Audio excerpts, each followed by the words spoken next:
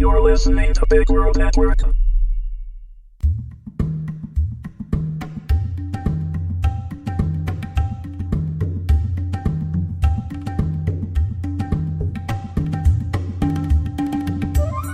Phineas Frakture and the Princess of Atlantis. Episode 10. Written by Joseph Gatch. Read by Michael Young. Legends abound about the fate of the fabled lost city of Atlantis. Some say that the entire continent sank into the sea. Some say that it was buried under the ice at the South Pole. And still others say that it was taken in a flash of light by higher beings. In reality, its fate was determined by its own inhabitants. It was true that Atlantis had become the epicenter of wisdom for the Western world. Its citizens became masters of their individual domain, whether it was in philosophy, art, engineering, architecture, science, or literature. Problems were faced, solutions were found, life moved forward. The world, however, was fraught with conflict, and it was only a matter of time before it arrived on Atlantis' borders. Those who were allies began demanding aid from Atlantis, wanting the scholars and craftsmen to create new and more powerful weapons of war. Atlantis refused and closed its borders. Knowing that there would be no escape from outsiders, the Atlanteans began to devise a plan, what would later be referred to as the Migration. The city itself was slowly submerged through feats of engineering. Whole sections were encapsulated, becoming self-sustaining biospheres. Through science, and what the ancients claimed was magic, Atlanteans adapted, mutated to thrive in and under the water environment. Eventually, the city and its inhabitants came to rest in its current location.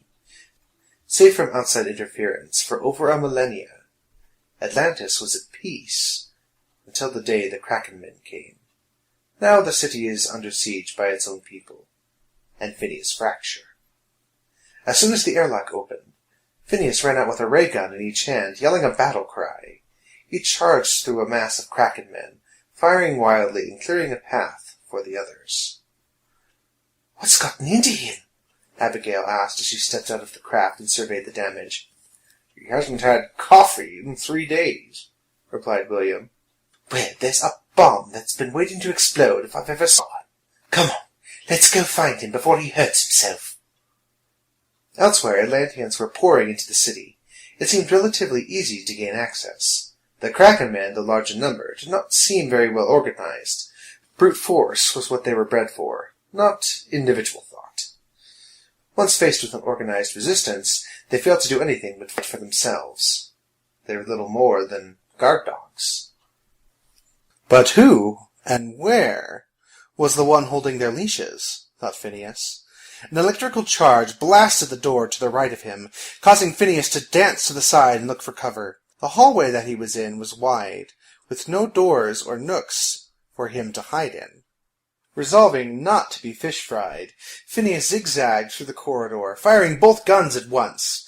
There was absolutely no recoil from the guns, and the only indication that they were working was a slight whine and the visible rings of light. It felt as if they were shooting toys at the Kraken men. As his adversaries dropped from his barrage, their beaks clicked together with a chattering noise and then fell silent. Footsteps pounded behind him down the hall, and Phineas whirled, ready to meet more Kraken men, only to see his companions and the Atlanteans racing towards him.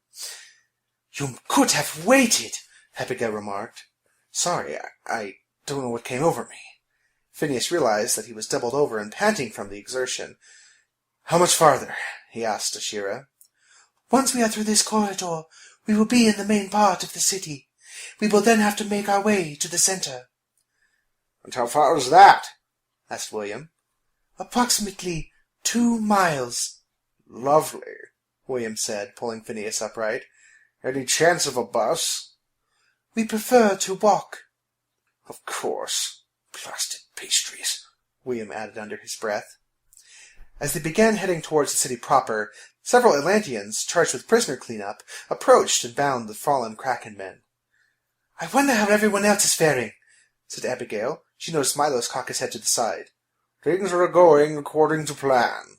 However, the western section of the city is meeting heavier resistance. You can hear them without instruments? It is slightly more difficult without water, but we can relay messages to each other over great distances. Sure beats paying the phone bill, said William. They exited the corridor and entered the main dome. Phineas, Abigail, and William all looked up in awe. Oh, my God! Buildings the shape of elongated seashells spiraled upwards, taller than anything on the surface. Lights glittered from the windows, and the Atlanteans could be seen on balconies. Hundreds of buildings filled the dome, and at the center stood the palace of the king of Atlantis. Even from a distance, it was impressive, to say the least. They were quickly jarred from their sightseeing by several blasts. 2 of their Atlantean escorts dropped from the attack, and the rest scattered for cover.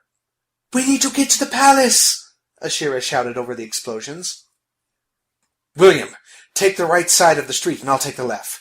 Crisscross your fire to clear the way. Abigail, watch above and shoot anything uglier than a trout," said Phineas. "Lead the way, Princess."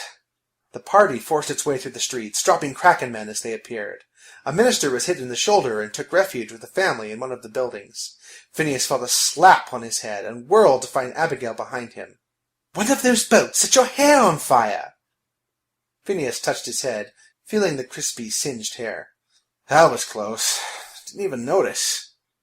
Thanks." "Just pay attention.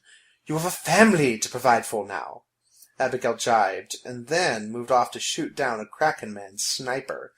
Phineas, temporarily shocked by the comment, returned to keeping the path clear for his wife. It was slow going, but they finally made it to the steps of the palace. They felt dwarfed by the sheer size of the building, which was carved from a stone that resembled marble. Columns and friezes adorned the exterior with influences from every major culture of the ancient world. Again, the visitors had to force themselves away from gawking at the wonders of the civilization, as resistance mounted from the top of the stairs. Phineas's weapons seemed to lose their impact against the Kraken men. "Milos, do these things run out of energy?" "When the little red light is flashing, it is in need of recharging," shouted Milos. Everyone looked at their weapons, all of which were flashing. "We should have taken more," commented William. "Now you are prone to excess?" asked Phineas.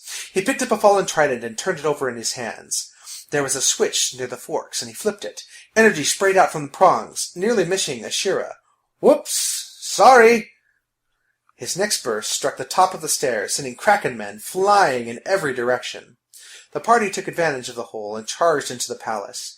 Inside, the building was deserted. At least the entrance area was. Ashira strode through the foyer, with the bearing of a proper ruler of Atlantis, and headed for the next set of doors. She threw them open with a strength belied by her size, revealing the interior. A large room capable of holding 1,000 people was before them. At the far end, on a raised dais, sat a throne, carved from the largest pearl anyone had ever seen. And on that throne was a man dressed in a familiar black uniform. "Princess," he said, "welcome back. It has been far too long. I've been sending you invitations to come visit me, but you seem to constantly ignore them. But now that you're here, consider yourself my prisoner." "I don't know who you think you are," said Ashira, "but Atlanteans do not surrender. You will release my father and leave the city at once." "I think not. Your little coup is going to fail in the long run. My soldiers learn quickly, and are preparing a counterattack even as we speak. There is—" A blast from Phineas's trident exploded at the man's feet. "You know," said Phineas, "I am really tired of all the posturing, long speeches, and everything else you ISS guys shovel. I have been dragged down here by an air kraken, shot at and nearly drowned.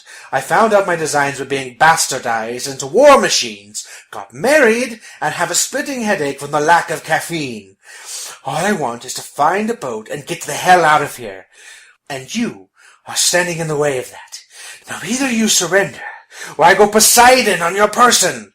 To emphasize his point, Phineas shot another blast, which grazed the throne. The ISS agent raised his hand to his mouth and whistled loudly. Doors on either side of the throne room opened, releasing 24 Kraken men into the room. They stood in front of the agent, with tridents poised and ready. Is that all you have? Taunted Phineas. The agent smiled. Now that you mention it, bring in Fang! He shouted. There was a loud slapping noise and the rattle of chains. 2 Kraken men pulled something through the door on the right. Twice as large as a man, another genetic experiment walked in. Half man and half shark, the latest abomination opened its huge jaws and snapped them shut. It looked at Phineas and his party with an intelligent hunger. Phineas looked over at William and Abigail. Do either of you want to say it? Abigail looked at the shark man. All right, I'll say it. We are screwed. We are so screwed.